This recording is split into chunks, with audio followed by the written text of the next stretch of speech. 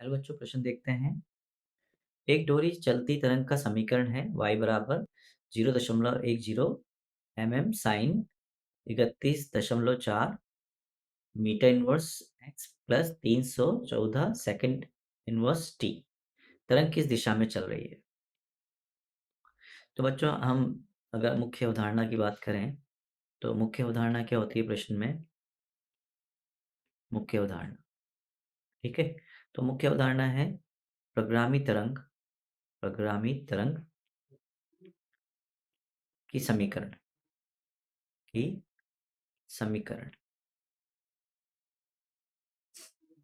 ठीक है। अब मान लो यहाँ से ये हमारे पास एक वेव है और सोर्स यहाँ पर क्या कर रहा है? इस पॉइंट का y बराबर क्या है? a साइन ओमेगा टी, है ना। अगर हम देखें जो हमारी प्रगामी तरंगें होती है उसकी जो समीकरण होती है बेसिकली वो अनंत, है ना। जो समीकरण होती है वो क्या होती है? यहीं पे लिखूं मैं, अनंत अनंत कणों की सरल आवर्त गति को प्रदर्शित करती है।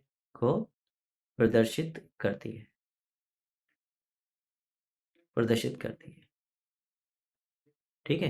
अब जैसे कि मान लो ये आपको समीकरण दिया, आपको बोला गया वेग धनात्मक एक्स अक्ष की ओर चल रही है ऐसे, और यहाँ से हम हैं जो कि उसमें ये वेव्स जनरेट कर रहे हैं। ठीक है। तो इस दूरी से एक्स दूरी पर स्थित बिंदु, ठीक है, ये जो कण है ये इसका क्या है? विस्थापन है वाई। तो मुझे इसका वाई का मान लिखना है एक्स और टी के पदों में।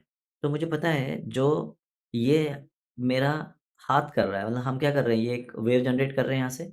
जो ये कर रहा है, सरल गति कर रहा है, वो ये करेगा लेकिन कितने पश्चात करेगा? वो करेगा टी माइनस ऑफ, मान लेते हैं वी चाल है वेग, तरंग वेग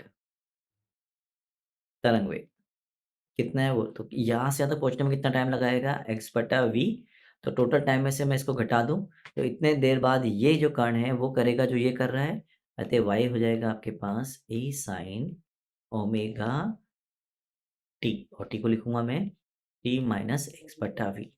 तो वाई इज इक्वल टू क्या हो जाएगा बच्चों? यहाँ से A sine omega t minus of omega बटा वी इंटू, यानी कि इस समीकरण को मैं लिख सकता हूँ y बराबर ए साइन ओमेगा टी माइनस के एक्स। तो बच्चों ये समीकरण क्या है? एक प्रोग्रामी तरंग है, प्रोग्रामी तरंग का समीकरण है, तरंग का समीकरण है जो किधर चल रही है? धनात्मक अक्ष की ओर, धनात्मक एक्स अक्ष की ओर। अब अगर मैं बोलूं, अगर मेरे को ये समीकरण लिखी जाए तो ये अब आपको समझ में आता है। ये समीकरण जो आएगी y बराबर ए साइन ओमेगा टी प्लस के एक्स, ये ऋणात्मक एक्स अक्ष की हो जाएगी, ऋणात्मक एक्स अक्ष की ओर। तो ये मेरा अंतिम उत्तर हो जाएगा बच्चों, और मैं आशा करता हूँ आपको ये समझ में आ रहा होगा। धन्यवाद।